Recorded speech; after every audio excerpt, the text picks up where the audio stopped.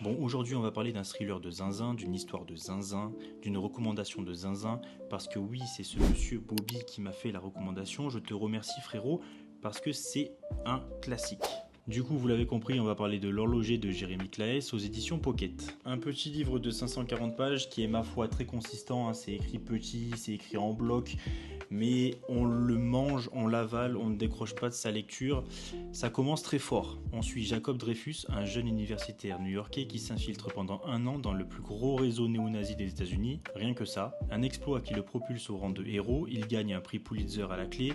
Mais le revers de la médaille, il est traqué, il est condamné à fuir, à se cacher, il est en danger constant. Jusqu'au jour où sa femme est assassinée, il disparaît donc avec son fils, bénéficiant de la protection de témoins, direction le sud de la France, sous une nouvelle identité. Jacob devient Cyril, son fils devient Pierre, il tente de reconstruire une vie, jusqu'au 31 décembre où à nouveau tout bascule. Voilà pour le speech de base, je pense que je vais m'en tenir à ça et rien qu'à ça parce que ça va être très compliqué de pas vous spoil en parlant. Je vais juste m'en tenir à ce qui m'a plu. Alors déjà le fait que le récit prenne place dans le sud, j'ai adoré, il y a des détails régionaux qui sont hyper bien retranscrits. Forcément c'est de chez moi donc j'adore. Au niveau de l'écriture, outre le vocabulaire qui vient bien de chez nous, bien du sud que j'ai adoré, j'ai trouvé l'écriture ultra riche, il y a des mots que je connaissais pas et que j'ai pris plaisir à connaître. Les personnages sont attachants, ils sont bien écrits, ils sont humains.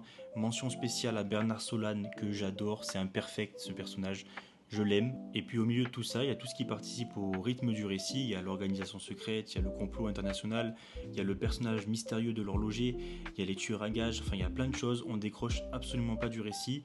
Personnellement, je l'ai mangé. Pour ce qui est de la note, vous le voyez peut-être venir, mais je donne la note de 5.